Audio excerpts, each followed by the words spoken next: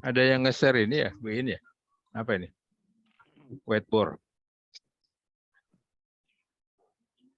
Baik, Bapak Tata, apa bisa dimulai? Ya, silakan Bu Mega. Oke, baik Pak. Oke, Assalamualaikum warahmatullahi wabarakatuh.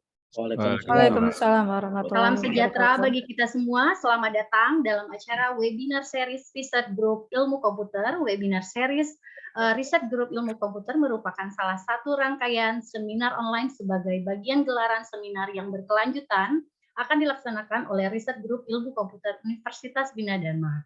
Acara ini dapat disaksikan secara daring melalui virtual account meeting. Bapak Ibu hadirin, pesatnya perkembangan teknologi digital dan juga akses internet menghadirkan inovasi dalam berbagai bidang, termasuk dalam bidang pendidikan serta penelitian. Pemanfaatan inovasi yang ada sesuai dengan implementasinya dapat memperkuat keterampilan serta kecakapan masyarakat. Webinar series Grup Ilmu Komputer mengangkat tema Intranet gratis untuk rakyat berbasis I2OT, Intranet Internet of Things. Hak akses konten tanpa internet. Acara ini terselenggara kerjasama PT Warung Internetku dengan grup riset dan MOOC dan IS. Acara ini turut dihadiri oleh Dekan Fakultas Ilmu Komputer. Selamat datang Bapak Dr. Tata Sutabri, serta Bapak narasumber kita yaitu Bapak Aswibowo Astomo Eskom. Terima kasih Bapak atas kehadirannya. Langsung saja untuk mempersingkat waktu, acara akan dimulai dengan mendengarkan lagu Kebangsaan Indonesia Raya.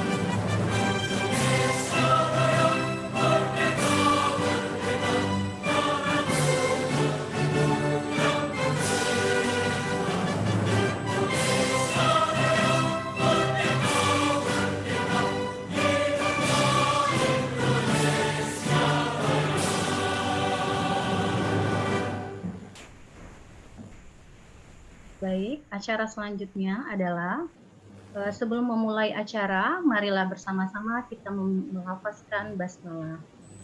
Bismillahirrahmanirrahim. Acara berikutnya adalah sambutan dari Dekan Fakultas Ilmu Komputer Universitas Bina Dharma kepada Bapak Dr. Tata Sutabri, MMSI, MKM. Kami silakan. Baik, terima kasih Ibu Mega. Bismillahirrahmanirrahim. Assalamualaikum warahmatullahi wabarakatuh. Waalaikumsalam warahmatullahi Selamat wabarakatuh. siang semuanya, Bapak Ibu. Salam sehat. Puji syukur kita panjatkan kehadirat Allah Subhanahu Wa Taala yang siang hari ini, alhamdulillah dari rencana yang kita buat beberapa minggu yang lalu akhirnya terselenggara dengan baik. Ya, atas juga dukungan dari Bapak Ibu dosen yang ada di Fakultas Ilmu Komputer. Semoga awal dari kegiatan hari ini menjadi trigger untuk kegiatan berikutnya dalam rangka webinar series yang diselenggarakan oleh Research Group Ilmu Komputer. Nah, harapannya nanti kita akan membuat sebuah roadmap penelitian. Nah, di mana kita perlu satu tema yang apa ya, yang fantastis lah gitu ya. Di mana nanti tema itu bisa dikembangkan menjadi judul-judul penelitian. Nah, oleh karena itu saya coba menghadirkan nih seorang pakar yang memang memiliki kompetensi. Dan saya kenal baik dengan beliau, namanya Bapak Aswibowo Astomo. Tapi lebih dikenal, dipanggil dengan nama Pak Bowo, nama sayang ini Pak Bowo. Pak Bowo. Iya, panggil aja Pak Bowo. Dan mudah-mudahan Pak Bowo bisa memberikan informasi, update terkait dengan intranet yang selama ini mungkin kita belum apa ya, mungkin sudah familiar, tapi eksistensinya belum apa ya, belum terasa gitu ya. Karena selama ini kita selalu menggunakan internet, bukan intranet. Nah, jadi dari dari gagasan ini, ya saya sih pernah mendengar Pak Bowo bilang nanti suatu hari HP kita bisa berkomunikasi tanpa ada pulsa. Gitu. Ya, kelihatannya sederhana kalimat itu dalam pemikiran yang yang sederhana juga. Tapi kalau kita kaji lebih mendalam lagi, itu ternyata menjadi banyak turunannya gitu ya. Jadi sehingga itu akan menjadi satu topik penelitian yang berkelanjutan. Nah, di mana harapannya Bapak Ibu bisa mengembangkan terus sehingga menjadi sebuah penelitian yang berkelanjutan. Nah, harapannya nanti webinar series ini Bapak Ibu akan dilanjutkan. Mungkin saya minggu depan akan ini menjadi bagian dari webinar ini, dan saya berharap juga Bapak Ibu yang juga sudah punya topik untuk didesiminasikan di dalam kegiatan webinar ini, itu silakan menjadi ini ya, menjadi bagian dari rencana kami di Research Group untuk mengisi kegiatan webinar series ini. Jadi harapannya nanti webinar series ini akan saya buat dalam 1 tahun penuh di 2023 dari Januari sampai Desember. Jadi judulnya udah kita tayangkan nih Bapak Ibu. Jadi itu juga sebagai sarana promosi. Mungkin suatu hari kita akan undang orang dari luar atau mahasiswa untuk bisa mengikuti webinar ini. Bahkan nanti acuannya begini Bapak Ibu. Jadi bukan hanya dosen yang boleh memberikan materi seminar atau webinar ini dalam proses desiminasi penelitian, tapi saya akan ajak juga mahasiswa, alumni gitu untuk menjadi bagian dari webinar ini. Sehingga judul-judul penelitian itu akan banyak, dan apa yang kita webinarkan hari ini itu bisa diteruskan dalam satu tulisan jurnal yang mana itu bisa menjadi terbit ya, bisa terbit di jurnal mungkin Sinta 2 atau Sinta 3 gitu, dan bahkan itu juga bisa menjadi kinerja dosen, masih dimasukkan menjadi kinerja dosen. Nah, harapannya kegiatan webinar series ini akan terus berkelanjutan, nggak berhenti sampai hari ini aja. Nah, mudah-mudahan dengan narasumber yang saya yang saya berikan hari ini, Pak Bowo bisa men-trigger untuk membuat judul-judul penelitian berikutnya, sehingga webinar ini bisa terus berjalan eksistensinya. Ya, semoga acara ini hari ini sukses dan memberikan wawasan baru buat kita semua. Dan saya banyak terima kasih kepada Pak Bowo nih sudah meluangkan waktunya. Ya, semoga menjadi amal jariah ya Pak Bowo ya. Sharing ilmu dengan teman-teman dosen di Universitas Bina Dharma Palembang. Ya, kalau usia kayaknya sih lebih tua Pak Bowo nih, lebih senior Pak Bowo ya. Jadi saya nggak ada apa-apanya nih. Ya. Sama Pak. Ya, baik, mungkin untuk menyingkat waktu, saya dengan mengucapkan Bismillahirrahmanirrahim, acara webinar series di awal bulan November ya, tepatnya pada tanggal 4 November 2022 ini, secara resmi saya buka dan semoga berkelanjutan. Saya tutup. Wassalamualaikum warahmatullahi wabarakatuh. Waalaikumsalam. Assalamualaikum warahmatullahi wabarakatuh. Terima kasih Bapak Tata Sutabri atas sambutannya. Masuk ke acara inti, sebelum penyampaian materi, ada baiknya saya memperkenalkan narasumber kita pada siang hari ini. Narasumber kita kebetulan adalah owner dari PT Warung Ilmu Intranetku. Yang terhormat Bapak Aswibowo Astomo Eskom. Apa kabar Bapak? Alhamdulillah baik Bu Mega. Alhamdulillah sehat ya Bapak ya. Selanjutnya untuk moderatornya untuk acara hari ini adalah Bapak Dr. Tata Sutabri MMSI MKN. Buin aja. Boleh nanti dipandu ya Bapak ya. Buin aja. Iya baik. Enggak, tadi saya udah koordinasi sama Buin aja, nggak apa-apa. Oh oke. Oh ya baik Pak. Biar nggak borongan. Oh iya. Baik Pak kalau begitu Pak. Baik, untuk acara selanjutnya adalah penyampaian materi dengan tema materi yang akan disampaikan adalah intranet gratis untuk rakyat berbasis I2OT.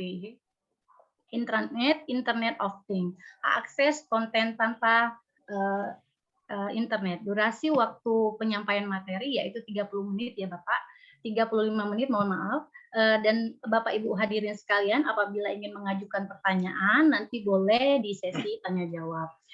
Kami persilakan untuk Bapak Aswi Astomo, waktunya kami silakan. Terima kasih kepada Dr. Pak Tata Sutabri atas saya diundang oleh sahabat saya yang terbaik nih. Ya, dari khusus untuk bidang perguruan tinggi. Jadi saya kenal cukup lama, bersahabat juga cukup lama, tapi emang Pak Tata ini fokus di dunia perguruan tinggi. Nah, sedangkan saya adalah praktisi. Jadi mungkin ya to the point aja sih, kalau ada kasus ya saya langsung bergerak, modelnya seperti itu. Nah, boleh saya slideshow ini? Boleh Bapak, silakan. Ya, saya slideshow.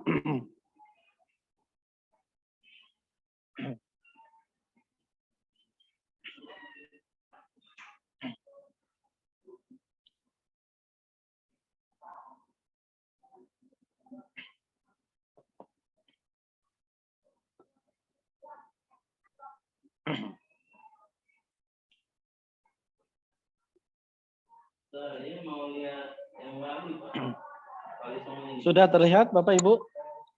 Ya, jelas Pak Wo. Oke, jelas ya. Oke, terima kasih. Assalamualaikum warahmatullahi wabarakatuh. Waalaikumsalam. Salam sejahtera buat kita semua. Waalaikumsalam warahmatullahi wabarakatuh. Sehat selalu. Ya, kita emang dalam kondisi ya keadaan ekonomi, keadaan kita juga masih terlarut dengan adanya pandemi selama hampir 3 tahun terakhir ini gitu. Sekarang kita bahas masalah IT yang terjadi di dunia ini. Sebenarnya simple sih. Mohon maaf, tapi nanti saya agak sedikit minum karena saya lagi agak gatel tenggorokan ya, kebanyakan ngomong terakhir ini gitu. Mohon maaf nih. Ya, nggak apa-apa. Lancar. Oke. Jadi apa sih yang terjadi di Indonesia itu? Sekarang emang sudah saatnya digitalisasi gitu. Nah, digitalisasi ini sebenarnya sudah banyak dilakukan sejak kita menggunakan fasilitas komputer yang ada gitu loh.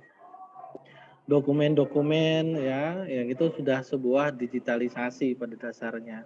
Hanya saja banyak yang belum mengerti pengembangan dari digitalisasi ini. Nah, saya bergerak di IT manajemen dan konten. Ya, jadi apa sih yang harus dikerjakan di salah satu perguruan tinggi maupun di institusi pendidikan. Tapi terus terang saya banyak menghandle di dunia pendidikan karena di level sekolah itu masih banyak yang harus perlu diedukasi mengenai hal-hal IT yang ada. Sudah. Ya, sudah Ini begitu. pengalaman saya. Lagi aku tidak boleh masuk. Itu Ya. Mungkin ada ini suara bisa di hostnya. Bisa Jadi di limo mute. Oke, saya lanjutkan. Ini pengalaman saya. Saya dulu kuliah bekerja ya, karena saya dulu di jurusan teknik mesin tapi gagal, drop out. Lalu saya ngambil kuliah di Gunadarma. Ini sama Pak Tata juga pernah juga di Gunadarma. Lalu di dalam Gunadarma itu kebetulan saya bekerja. Jadi punya usaha bekerja, lalu juga mengembangkan yang namanya software house. Jadi kalau orang bilang pada saat itu adalah model sekarang adalah startup. Nah, saya dulu bikin aja gitu ya, nggak ngerti itu apa startup itu ya. Karena saya pengen ada suatu usaha untuk punya modal, punya duit sendiri lah gitu ya. Nah, lalu saya bikin aplikasi yang kita buat bersama tim, pada dasarnya itu TSIS, ya, tim sistem ya. Jadi ada 4 orang, itu senior dari STEMIK Gunadarma. Lalu setelah selesai dari perguruan tinggi EMA ya, lalu masuk ke salah satu perusahaan. Nah, dari sini saya banyak mengamati dari segi manajemen. Jadi di perusahaan Nielsen itu dulu namanya Survei Riset Indonesia SRI ya. Lalu saya dididik di situ data-data administrasi, konten, dokumen itu harus tersimpan selama 1 abad. Nah, luar biasa gitu. Itu tahun 96. Ya, saya nggak mengerti pada saat itu kenapa bule-bule itu berpikir harus tersimpan selama 1 abad. Nah, yang terjadi adalah saat ini yang namanya big data. Ya, untuk dianalisa, untuk proses riset, penelitian, karena itu semuanya adalah basis data. Nah, basis data inilah yang sangat penting untuk pengembangan di segala lini, baik itu kedokteran, baik itu jalan dan sebagainya. Nah, lalu karena saya nggak diem, akhirnya di tahun 2003 saya buka sebuah rental yang namanya e-learning. Ya, itu bermula dari saya bermain ke dunia pendidikan. Itu pengalaman hidup saya, nanti saya ceritakan lebih detail kalau ada yang nanya ya gitu. Nah, sebenarnya teknologi itu ada 2 ya. Di Indonesia itu hanya dikenal yang namanya IoT, Internet of Things. Nah, pada dasarnya itu secara basic adalah intranet. Jadi intranet itu sangat penting. Sampai saat ini dunia tetap gunakan intranet. Nanti di mendekati akhir slide, siapa aja sih yang menggunakan intranet?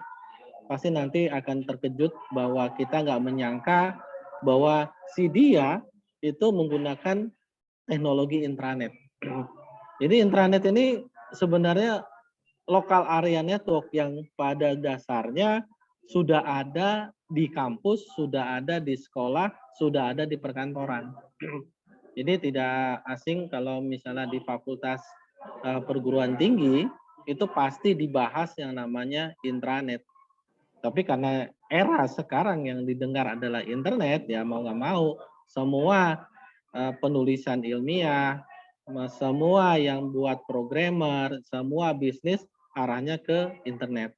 Tapi kita lihat nanti apa yang terjadi dengan intranet saat ini. Di dunia industri juga menggunakan I2OT, yaitu Industrial Intranet of Things. Jadi di dalam suatu industri tetap yang namanya intranet tetap digunakan itu. Karena itu tujuannya mengontrol sistem secara lokal. Jadi apapun dunia-dunia industri kayak pabrik, ya robot itu semuanya pada dasarnya adalah intranet.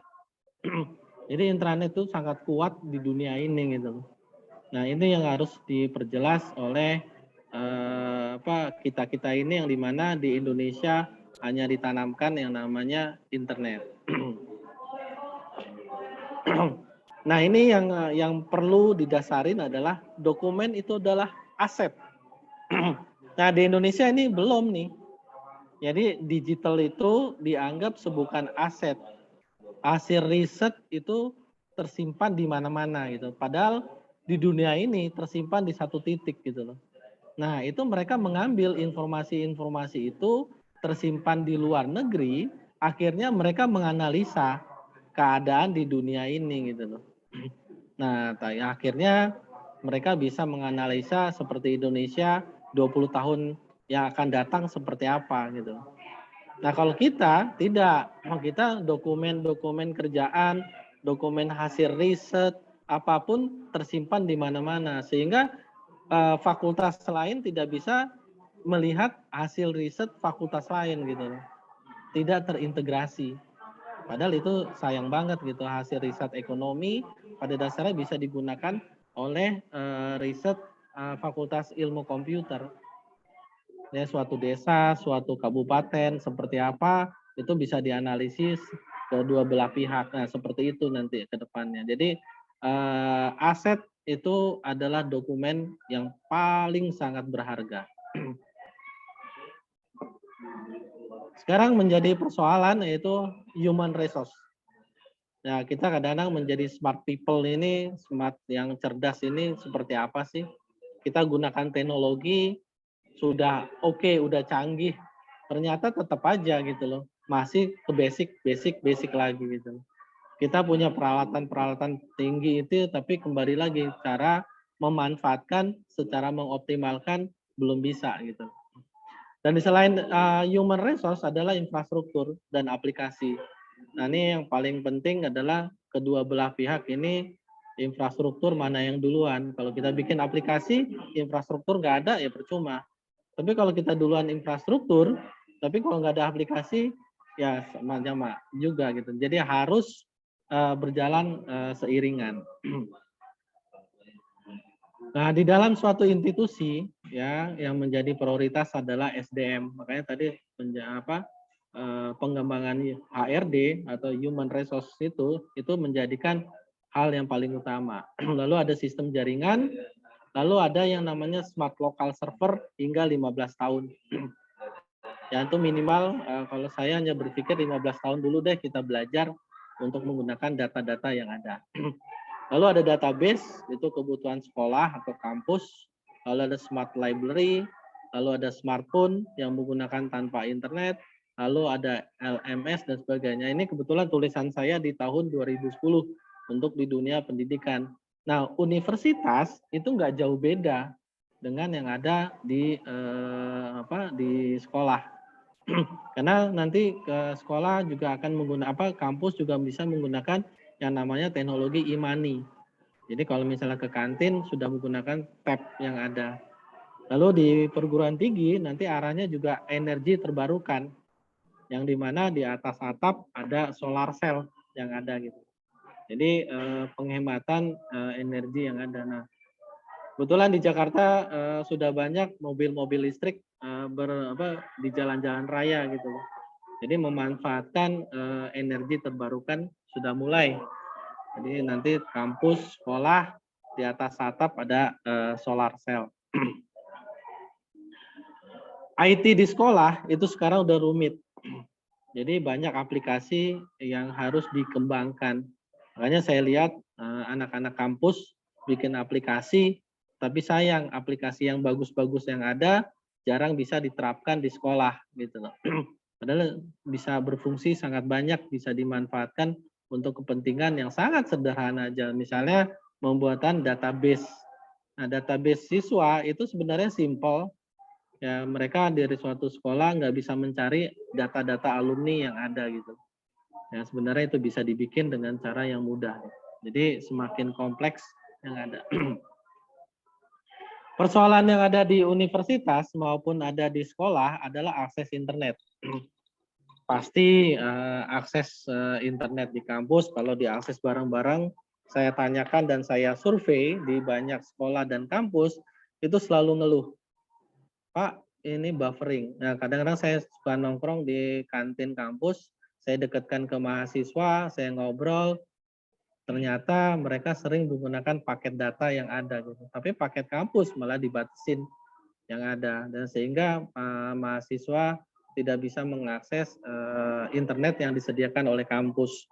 Karena ternyata emang lemot gitu loh, buffering dan sebagainya. Nah, ini suatu persoalan di Indonesia gitu. Jadi berapapun bandwidth yang akan dinaikkan oleh kampus tetap aja. Kenapa? Kita lihat saat ini resolusi foto video itu semakin besar. Dari dari HD ke UHD, sekarang ke 4K, nanti ke 8K. Itu kalau ditaruh di akses di luar, yaitu ke akses ke internet, butuh bandwidth yang luar biasa. Jadi nggak akan cukup kalau kita sudah menaikkan bandwidth internet, bahwa itu semua akan bisa kita akses dengan normal. Tidak. Nah, ini sudah saya buktikan hampir 15 tahun terakhir ini tetap akses internet tetap lambat gitu. Apalagi di kampus ya. Kadang-kadang ada 75.000, 10.000, 20.000 mahasiswa yang ada. Dan saya juga kadang-kadang melihat anggaran di kampus luar biasa. Menyentuh per tahun M. Jadi itu juga belum bisa menyelesaikan masalah yang ada. Yang perlu kita bangun pada dasarnya intranet ada ini. Jadi ini adalah local storage yang kita bangun. Pemikirannya sama kok dengan YouTube atau Google Drive, ya, atau OneDrive. Mereka nggak punya konten, nggak punya bahan ajar, nggak punya segalanya, tapi mereka punya penyimpanan. Jadi mereka sebenarnya diuntungkan dengan memasukin konten-konten dari manapun. Nah, ini yang seharusnya kita bangun gitu. Jadi kita bangun yang namanya server lokal dengan storage yang cukup besar nanti, ya, sesuai dengan kebutuhan. Nah, nanti semuanya akan tersimpan di satu titik. Jadi kalau kita berpikir seperti kalau kita membangun toren, sumber air gitu ya.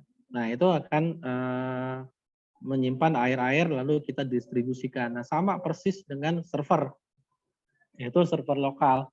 Jadi di sini diisi oleh siapa? Oleh institusi pendidikan, baik itu guru, baik itu dosen atau pemerhati pendidikan sebagai.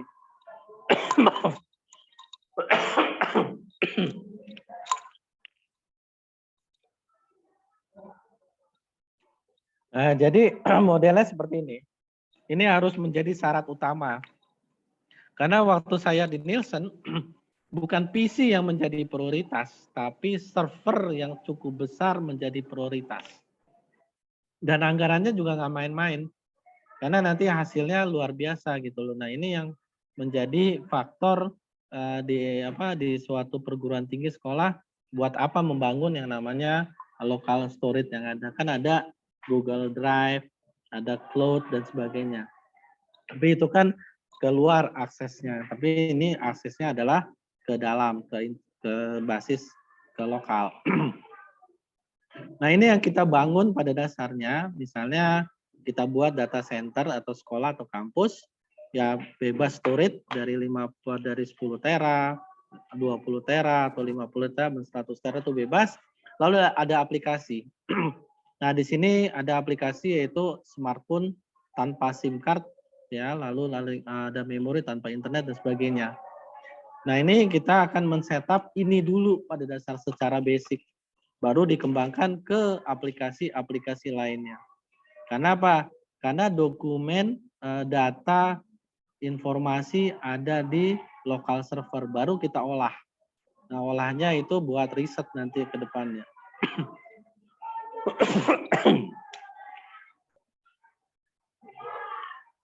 Lalu aplikasi. Kita lihat sendiri bahwa sebenarnya sejak tahun 2008 ya, smartphone itu bisa digunakan tanpa internet, tanpa SIM card, tanpa memory card. Dari 2008, dari saya dulu menggunakan iOS, Windows Phone, dan Android, itu bisa digunakan dan bisa membaca 200 tera. Luar biasa kan? Tapi apa yang terjadi di Indonesia? Di Indonesia adalah dipaksakan dengan akses internet. Nah, ini yang menjadi persoalan di negeri ini gitu loh. Pada dasarnya smartphone itu dari 2008 bisa. Bapak Ibu kalau nggak gunakan akses internet bisa. Nah, sekarang jadi persoalan adalah kalau data-datanya ada di mana gitu. Nah, ini yang perlu kita cermatin gitu. Dan itu bisa mengakses dokumen PDF, movie, dan itu diakses tanpa buffering. Luar biasa sekali kan. Tahun 2008 sudah bisa membaca 200 tera. Karena apa? Karena ada local server. Nah, ini intinya di sini deh. Nah, tampilannya seperti ini. Ya. Jadi pada dasarnya sangat mudah. Hanya basis seperti file explorer aja. Jadi tinggal copy paste ke dalam satu server.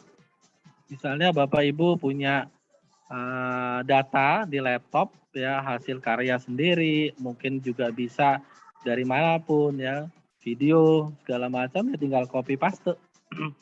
Lalu diakses seperti itu, seperti file explorer aja. Nah, uniknya konten yang ada di server itu saya proteksi agar tidak bisa dibuka di laptop dan PC untuk user publik, agar tidak tercopy. Jadi misalnya Ibu punya file-file bagus-bagus nih, nah taruh aja di server, nanti mahasiswa atau masyarakat umum itu bisa menggunakan konten tanpa akses internet dan nyaman. Ya, apapun bisa digunakan gitu loh. Nah, ini tampilan yang ada di smartphone yang ada. Oke, saya next lagi. Kita tahu di dalam perguruan tinggi ada perpustakaan. Dan itu banyak sekali konten-konten yang berbasis CD interaktif yang ada gitu ya. Jadi CD-CD interaktif itu isinya sangat bagus, tapi kebanyakan tersimpan dengan baik di dalam perpustakaan. Nah, sistem perpustakaan yang saat ini ada adalah sebuah katalog pencarian buku gitu. Nah, pada dasarnya dalam satu perpustakaan itu ada koleksi interaktif CD yang ada. Tapi kalau kita gunakan CD itu pasti manual. Kita cari CD-nya, lalu pakai CD-ROM, lalu kita gunakan lagi gitu. Nah, resiko menggunakan CD adalah baret, rusak, hilang. Nah, bagaimana teknologi itu bisa digunakan dengan baik? Ada teknologi yaitu mengelola interaktif CD agar bisa digunakan dalam jaringan komputer. Jadi tidak perlu lagi CD secara fisik. Dia sudah menggunakan CD secara virtual. Jadi itu udah model tahun 2003. Dan konten tersebut selama jaringan lokal ada, itu otomatis bisa dibuka. Nah, tampilannya seperti ini. Ya. Jadi ada sebuah katalog. Nah, CD-CD tersebut bisa kita generate dulu, menjadikan multi user. Nah, akhirnya bisa digunakan banyak orang. Nah, ini teknologi yang berbasis CD karena ini tidak bisa dibuka di smartphone. Dia hanya bisa dibuka di Windows base. Jadi apapun pembelajaran tutorial yang berbasis IT, kedokteran, manajemen, film itu juga bisa dibuat seperti ini. Jadi apapun bisa kita gunakan. Kenapa? Di sekitar kita sudah banyak konten kok. Kita kumpulkan konten-konten yang ada, ya sudah bisa jutaan konten tersedia di kampus itu sendiri gitu.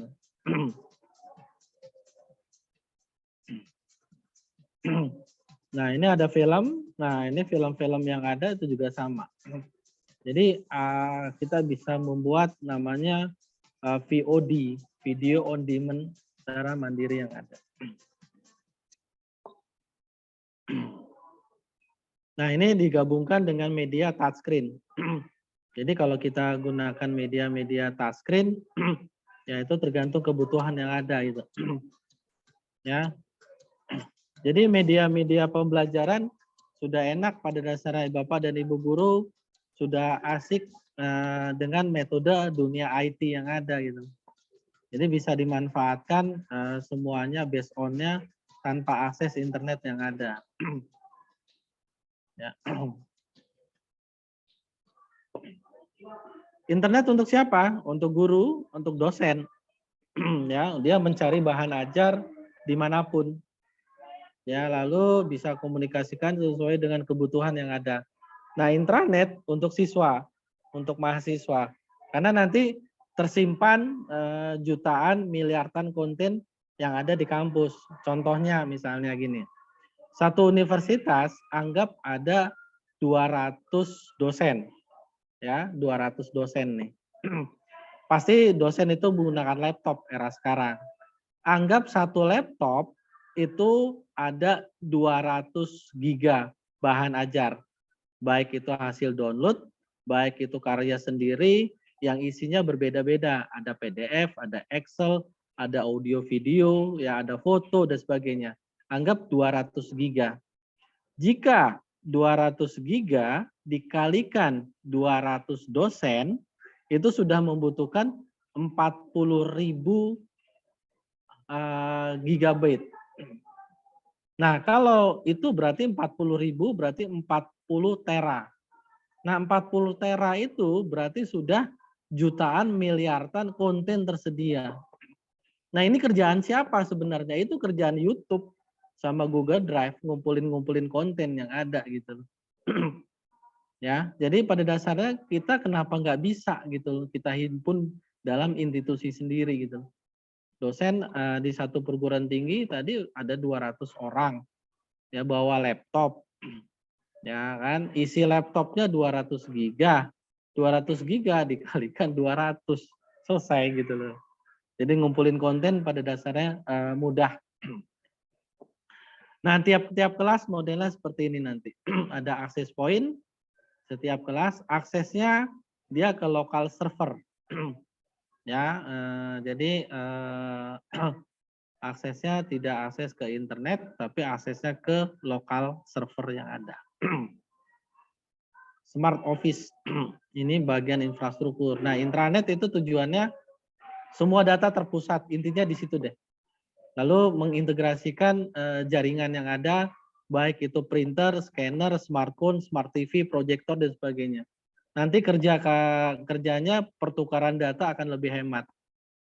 Nah, ini yang menjadi tugas dari yang namanya lokal server yang ada. Kita next saja. Nah, ini pengertian Wi-Fi. Wi-Fi itu kadang-kadang orang beli Wi-Fi, kadang-kadang nggak pernah membaca buku manualnya. Memang buku manual kadang-kadang sulit dicari, tapi kalau kita lihat suatu produk di internet, ya perusahaan itu bisa mengeluarkan yang namanya berapa user yang akan bisa diakses oleh Wi-Fi tersebut. Nah, kalau ada yang namanya bisa 15 user, jaraknya sampai 5 meter, ada lagi 60 user, bisa jarak 100 meter, dan 45 user yang jaraknya sampai 3 sampai 5 meter. Bahkan ada yang sampai 300 meter, bahkan ada yang sampai 2 kilo gitu.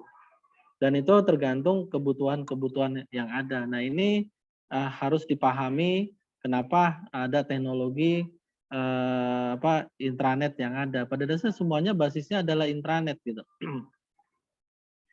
Untuk kita next saja, ini masalah. Nah ini, jadi infrastruktur semua ya itu semuanya adalah basisnya intranet. TCP/IP itu adalah intranet pada dasarnya. Ya, network scanner, absensi, ya media touchscreen, solar cell, ya lalu network projector, smart TV, semuanya itu bisa akses ke lokal server. Jadi kalau misalnya dilihat modelnya seperti ini. Kalau ibu bapak lihat di belakangnya itu ada yang namanya network, itu udah pasti TCP/IP yang ada. Jadi itu bisa akses ke lokal server. Kita punya smart TV di rumah atau di kampus atau di sekolah. Tapi smart TV itu aksesnya hanya ke internet. Pada dasarnya tidak, dia bisa mengakses ke lokal server sehingga jutaan konten bisa diakses dari smart TV yang ada. Nah, ada lagi namanya network projector. Mungkin nanti Bapak Ibu lihat di kampus, di belakangnya ada nggak yang berbasis network yang ada. Nah, kalau ada, itu misalnya di ruangan Pak Tata itu ya, dia bisa slide presentasi yang jaraknya di sekitar kampus mungkin 20 atau dikatakan 100 meter. Karena 100 meter itu ada ruangan yang buat kuliah, yang ada network projector. Nah, itu bisa slideshow di sana. Makanya infrastrukturnya itu sangat bagus agar kita maintain dengan baik gitu. Network scanner semuanya itu STB ya, kalau nanti ada TV digital ya itu bisa mengakses lokal server juga gitu. Jadi semuanya adalah basisnya ke intranet yang ada. Nah, ini kita sistemnya adalah hak akses saja nih. Jadi karyawan tidak akses ke PC atau ke drive D misalnya ya. Tapi dia aksesnya ke server, yaitu ke domain dokumentasi itu ada terdiri 6 tera dan sebagainya. Siapa aja sih menggunakan intranet? Kita lihat. Ternyata Boeing kalau Bapak Ibu naik pesawat terbang, ya di belakang layar itu ada yang namanya LED. Bapak Ibu bisa nonton film-film yang disediakan oleh Boeing. Dan kursinya itu ada kabel network yang ada gitu. Dan ini dibangun adalah mini server dan tentu storage-nya kecil. Ya paling 2 kalau dia saya sudah lihat ada di PT KAI Kereta Api Indonesia itu salah satunya menggunakan jasa Funtoro. Kalau Bapak Ibu nanti naik kereta api Jakarta Surabaya yang namanya kereta sleeper atau luxury itu ada namanya Funtoro. Nah, itu bisa menikmatin kursi-kursi yang berbasis seperti di Boeing. Dan ternyata Google pun menggunakan fasilitas intranet. Microsoft gunakan fasilitas intranet yang ada. Jadi jangan salah, kita selama ini berpikir Google itu internet. Pada dasarnya diketawain selama ini, gitu loh, sama Google. Ternyata Google bermain di intranet yang ada gitu. Nah, siapa lagi bermain adalah Batik Air, Lion Air. Itu terjadi di 2019. Dia gunakan sistem intranet sederhana di dalam pesawat. Jadi kursi-kursi yang tadi itu udah nggak dibutuhkan lagi, dia menggunakan gadget smartphone di penumpang.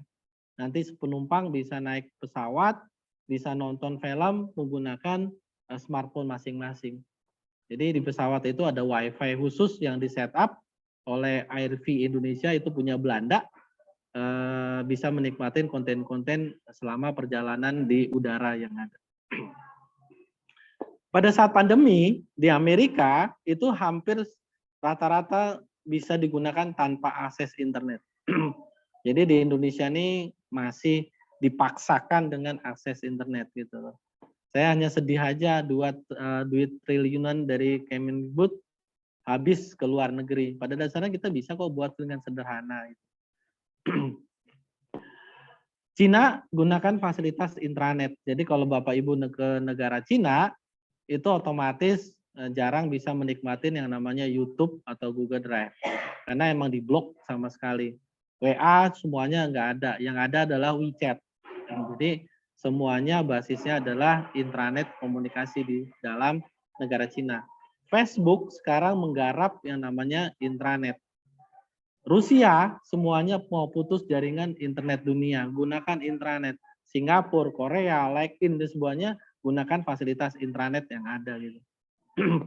Jadi intranet ini luar biasa sampai sekarang gitu. Jangan hanya berpikir bahwa internet itu paling jaya, salah. Jadi sebenarnya kita harus berkolaborasi dua sistem, yaitu I2OT, intranet, Internet of Things. Ya, jadi tergantung kondisi, situasi dan lingkungan yang ada. Di dunia sekarang cloud to intranet. Jadi di Indonesia yang namanya cloud masih berbasis internet. Berarti di luar negeri udah dianggap suatu ketinggalan gitu. Ya, dia ngebahas bagaimana close. Jadi kalau itu adalah virtual private network lah, VPN pada dasarnya itu adalah sistem intranet yang ada gitu. Nah ini menjadikan bahan teknologi yang saat ini terus berkembang yang ada gitu. Kita tahu bahwa sebenarnya fiber optik dan akses point itu bukan internet, tapi diedukasi bahwa fiber optik dan akses point itu internet. Nah ini adalah, maaf kalau saya bahasanya agak sedikit kasar, adalah pembodohan publik sejak lama. Ya, kalau kita matiin internet, misalnya di kampus nih, matiin internet aja. Ya, di satu titik pasti kan pakai internet, matiin. Apakah WiFi yang ada di sekitar kampus berguna? Pasti jawabnya tidak. Nah ini yang menjadi masalah di Indonesia. Jadi dianggap bahwa WiFi itu adalah internet. Ini salah banget. Makanya saya gemas dengan bangsa Indonesia bahwa sebenarnya kita harus mulai dari diri sendiri aja gitu. Lakukan perubahan agar konten-konten tidak lari ke luar aksesnya. Nah ini selama ini saya mengerjakan intranet di banyak institusi pendidikan, termasuk di perguruan tinggi. Ya, itu sudah banyak dari sejak 2006 saya sudah mulai untuk membangun basis intranet yang ada. Nah, ini salah satu sekolah perguruan tinggi universitas mempunyai jaringan ke sekolah-sekolah yang ada sehingga jaraknya 9 kilo, 5 kilo itu menggunakan fasilitas intranet. Ya, tentu ini bekerja sama dengan ISP yang ada gitu. Jadi lokal server yang ada di kampus itu bisa diakses oleh tingkat SD dan SMP dan SMA. Ya, jadi dia punya bank data besar nanti dibangun di situ menggunakan akses ke internet. Nah, saat ini saya insya Allah dikasih kepercayaan untuk membangun DKI, ya terutama tingkatan SMP, tapi ini masih proses panjang, ya masih perlu edukasi. Jadi kita membereskan satu sekolah dulu deh. Nah, satu sekolah intranetnya udah beres, satu sekolah intranetnya udah beres, satu sekolah intranet beres. Lalu nanti kerjasama dengan ISP yang mempunyai fiber optik di Jakarta. Nah, sehingga nanti fiber optik itu bisa dibuat tanpa akses internet. Nah, sehingga orang tua dulu yang namanya Jardiknas itu bisa terwujud jaringan pendidikan nasional. Antar sekolah itu bisa saling melihat yang ada. Dan ini bisa digunakan di perguruan tinggi juga.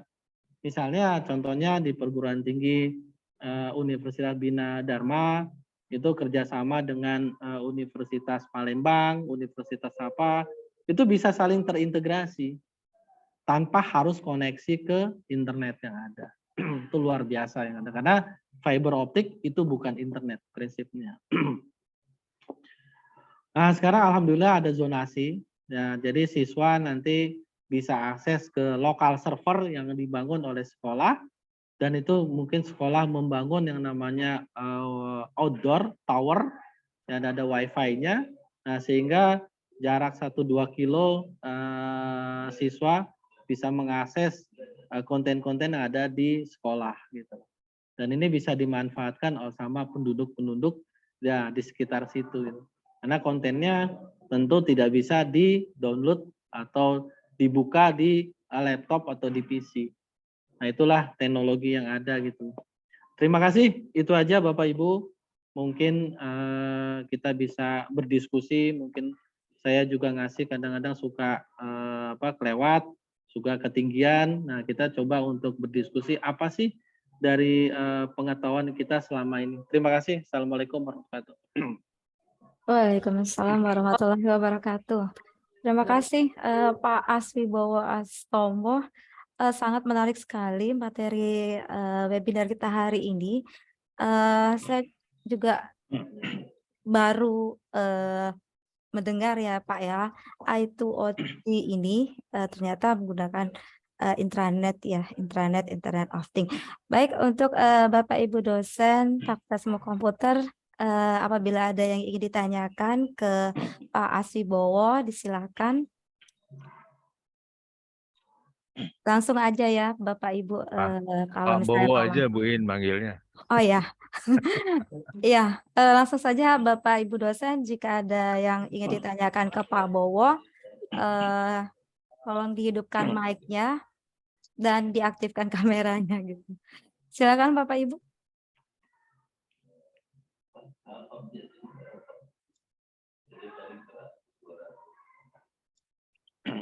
Pak Sahri Rizal mungkin ada pertanyaan?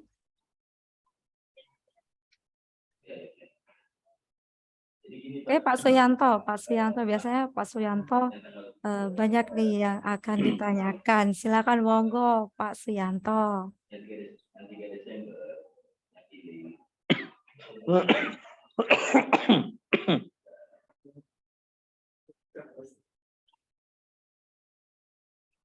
Sepertinya ini masih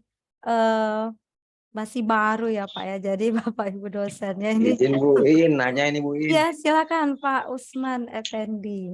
Tapi mohon maaf nih kameranya nggak bisa hidup nih karena nggak apa-apa Pak. Lewat handphone ini. Ya silakan Pak Usman. Materinya sangat menarik sekali. Terima kasih atas kesempatannya. Nama saya Usman Effendi Pak dari Prodi Teknik Informatika. Kalau saya mendengar itu menarik sekali untuk diimplementasikan. Tapi kalau kondisi saat ini, banyak sekali konten atau apa aja itu yang kita akses itu kita nggak tahu tersimpan di mana. Makanya kita ibaratnya menganggap bahwa yang kita akses itu melalui jaringan internet gitu. Tapi nggak tahu apa dia melalui internet ataupun melalui internet. Nah, untuk sebuah kota misalkan seperti itu, kalau ingin mengimplementasikan jaringan intranet misalkan untuk semua komunitas di kota itu, selain dari jaringan dari pengguna melalui tower atau melalui jaringan apa saja yang di dekat mereka, apa saja sih yang sebenarnya yang harus sebenarnya disiapkan gitu. Karena gitu tadi Pak, karena kita nggak tahu data itu sebenarnya tersimpan gimana gitu. Cara kita untuk meletakkan data itu sehingga bisa diakses melalui intranet itu gimana gitu loh Pak. Ibaratnya supaya itu tidak dapat terimplementasi. Mungkin itu aja Pak. Terima kasih Pak atas penjelasan. Baik, terima kasih Pak Usman. Boleh saya jawab Bu? Silakan Pak Bowo. Oke, terima kasih Pak Usman pertanyaannya. Jadi gini Pak, pernah nggak si Menteri Keuangan negor Google bahwa server-server itu harus ada di Indonesia? Pernah, tapi terkait pajak ini. Oke. Nah, sekarang semua server itu ada di Indonesia, Pak. Server Google, server TikTok, server Temasek Singapura, server Alibaba, itu big storage yang gede banget, Pak. Adanya di Cikarang, ada di Bekasi dan Bogor. Jadi sebenarnya mereka tuh sudah bermain local storage udah sejak lama pada dasarnya, tapi digebrak sama Sri Mulyani bahwa dia nggak bisa menanganin pajak kalau servernya ada di luar negeri. Makanya dia wajibkan harus turun dan tersimpan di Indonesia. Nah, bisnisnya apa? Dia nggak punya kabel. Selama ini kan tentu mereka kerjasama dengan yang punya kabel. Ya, kabel itu dari mana? Ya dari kayak, maaf saya bilang, kayak First Media, My Republic, Biznet, IndiHome, dan sebagainya. Atau XL, Indosat, segala macam. Mereka itulah yang mengeluarkan bisnis traffic. Jadi mereka bagi hasil. Aku bukakan channelnya, kontennya ada di tempatku. Aku nyambungin ya, nyambungnya kemana ya, tergantung bisnis yang akan terjadi. Nah itulah bisnisnya internet. Padahal servernya ada di Indonesia, gitu loh. Kayak makanya pernah dengar nggak kasus Netflix sama Telkom, sama IndiHome. Nah itu kenapa Netflix nggak mau di Indonesia gitu? Karena butuh investasi besar. Makanya akhirnya nggak jadi kan di Telkom membangun ya Netflix di Indonesia gitu loh. Jadi seperti itu Pak keadaannya. Jadi kita emang nggak tahu ternyata kalau Bapak bergaul sama ISP itu ternyata mereka sudah menyediakan server-server yang ada gitu loh. Kan luar biasa aksesnya. Kita sebenarnya bisa bikin contohnya ya kayak di saat ini ya di mana di RT RW Net lah yang mungkin populer ya. Nah itu sebenarnya sudah dibikin karena apa jaringannya kan itu FO mereka punya atau tower. Ya cuman mereka kan nggak punya konten. Kontennya dari mana? Ya terpaksa akses ke internet. Tapi kalau misalnya kita bikin storage ya penyimpanan dan kita kumpulkan konten-konten itu sehingga berhentilah di di kampus atau di RT RW net misalnya gitu loh aksesnya gitu Pak Usman. Paham nggak ya? Jadi infrastruktur itu emang perlu dibangun dulu baru bersama dengan lokal server dan lokal server baru ke aplikasi. Oke Pak Usman? Ya Pak, siap. Terima kasih Pak. Baik, untuk pertanyaan selanjutnya silakan Bapak Ibu yang ingin menanyakan karena ini materinya temanya sangat menarik ini. Silakan Bapak Ibu yang mau bertanya, monggo. Ya, Izin Bu Pak Ii, Ilman. Ya, silakan Pak Ilman. ini bingung ya mau bertanya atau boleh dikatakan pertanyaan atau bukan. Dulu kita pernah ada nih, jaringan intranet ya, intranet mungkin samalah IoT. Tahun 2007 itu ada inherent, jadi artinya jaringan intranet perguruan tinggi waktu itu digagas oleh Dikti. Bina Dharma salah satu yang mendapatkan hibah tersebut. Betul. Ya 2007 sampai 2010. Salah satu yang konten yang dibagi waktu itu lumayan banyak Pak. Jadi kita bisa Zoom kalau sekarang ini, kalau dulu telekonferensi, ya. Kemudian berbagi bandwidth, kemudian sharing data waktu itu dengan ITS, dengan UGM. Tapi di kemudian hari mungkin ini inherent ini project ini mati ya kembali karena ya padahal infrastruktur yang ditanam waktu itu lumayan besar ya waktu itu. Nah sebenarnya konsep ini sangat menarik kalau dikembangkan di perguruan tinggi lagi. Tadi ada EduTube.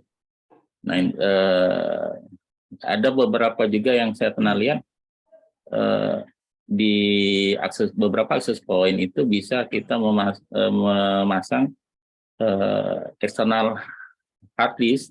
Nah dan kita bisa nge-share video-video. Jadi mungkin benar kata Bapak tadi ada konsep RT RW net kita download semua film-film itu bisa kita share di komunitas kita sendiri.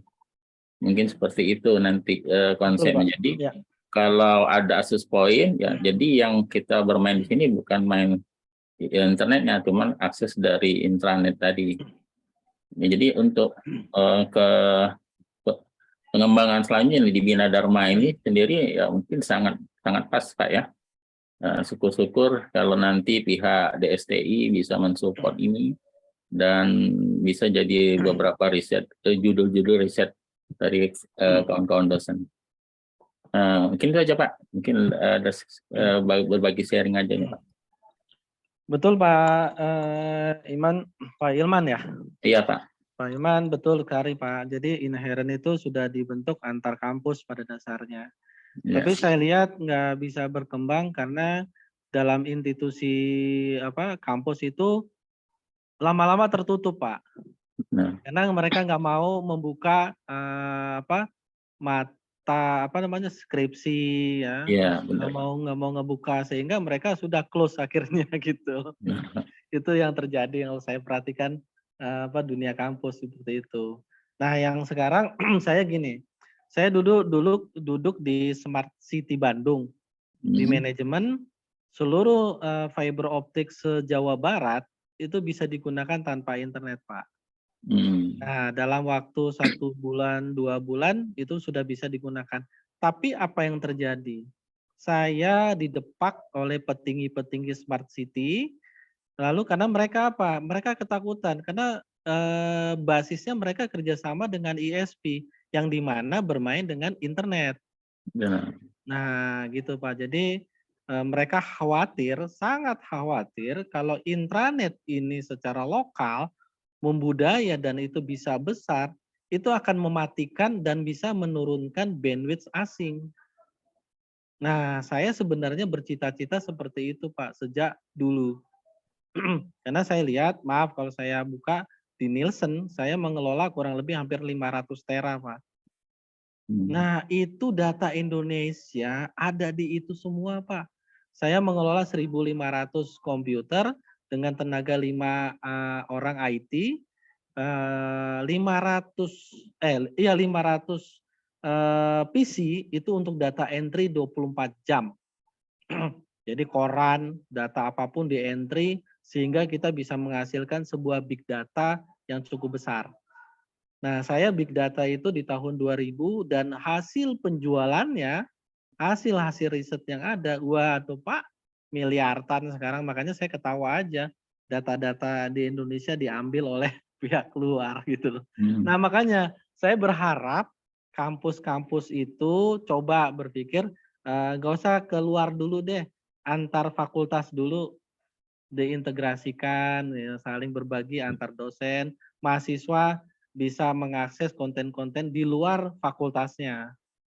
Mungkin saya sebagai ilmu komputer, tapi saya bisa nggak ya belajar buka video-video di fakultas ekonomi, seperti itu. Tapi saya bisa nongkrong di fakultas kedokteran. Jadi saya nongkrong di fakultas kedokteran, tapi saya bisa buka bahan ajar yang ada di fakultas ilmu komputer maupun fakultas yang lain. Nah, seperti itu Pak. Jadi nggak usah berpikir keluar dulu, memperbanyak kaya akan konten lokal. Benar Pak. Sepakat Pak. Yap. Bu Iin. Oke, baik. Nanti tanggapan ya, mungkin tanggapan kemudian sharing juga dari Pak Ilman mengenai dulunya kampus kita itu menggunakan sebenarnya menggunakan media intranet ini gitu ya. Baik, ya karena waktunya sudah tinggal beberapa menit, mungkin ini sudah ada warning dari Ibu Megawati gitu ya. Boleh saya share sedikit? Ya, silakan Pak. Ya, contohnya tadi yang bahas masalah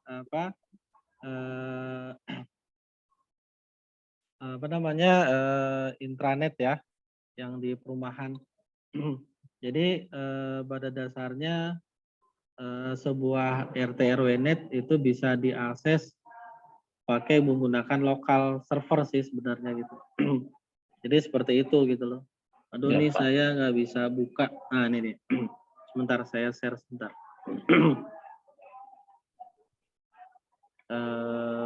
Perumahan ya. Kelihatan ini slideshow saya Pak tampilannya? Kelihatan Pak. Kelihatan ya? Nah, Kelihatan. ini ada perumahan yang saya setup ya. Tadinya internetnya sendiri-sendiri nih. Lalu saya buat yang namanya internet bersama. Ya, seperti RT RW net lah, tapi saya di sini tidak ada bisnis.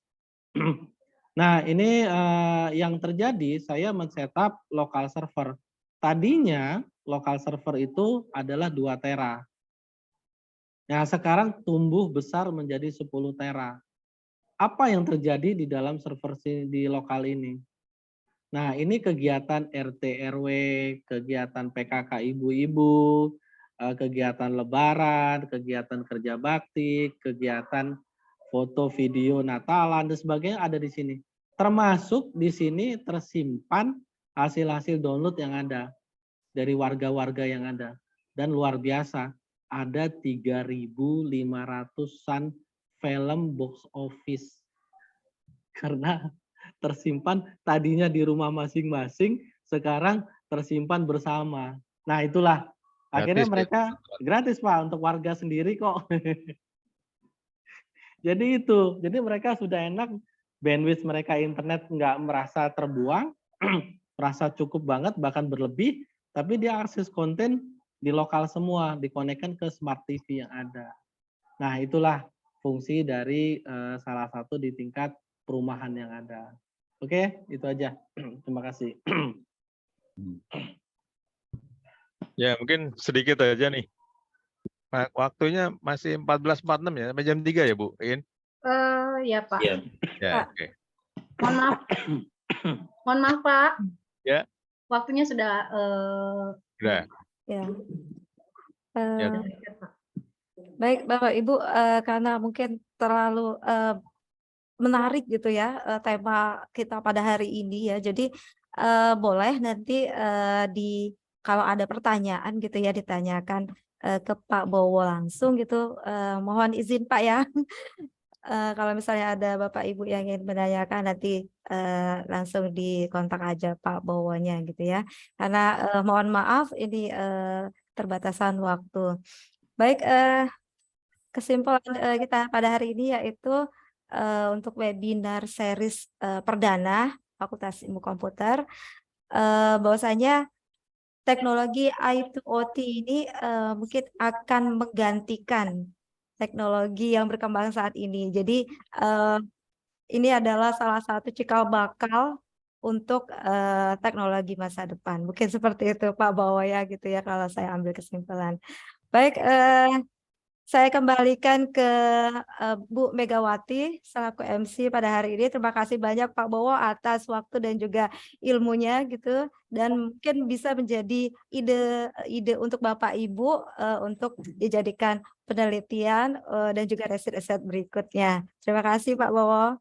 Saya kembalikan ke Bu Megawati. Silakan Bu. Terima kasih Bu Iin atas kesimpulan yang telah disampaikan. Acara selanjutnya yaitu hadirin yang terhormat, sampailah kita pada penghujung acara. Semoga ilmu yang kita dapatkan. Ini foto. Iya, nanti Pak. Yang hari ini bisa membawa berkah dan bermanfaat bagi kita semua. Amin, amin. Saya dan segenap panitia yang bertugas mengucapkan terima kasih kepada Bapak Ibu yang sudah hadir, yang mengikuti acara hari ini dari awal sampai akhir. Sebelum menutup acara, izinkan saya untuk menyampaikan beberapa pantun, yaitu zodiak kembar namanya Gemini, orangnya ramah, suka cumi-cumi. Webinar berakhir sampai di sini, salah dan janggal mohon maklumi. Cakep. Satu lagi Pak, biru laut biru laut kolam paus pandai menyelam.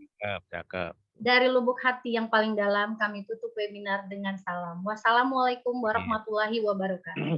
Waalaikumsalam. Untuk Bapak Ibu silakan wabarakatuh. untuk menyalakan videonya agar kita bisa berfoto bersama. Dipersilakan Bapak Ibu.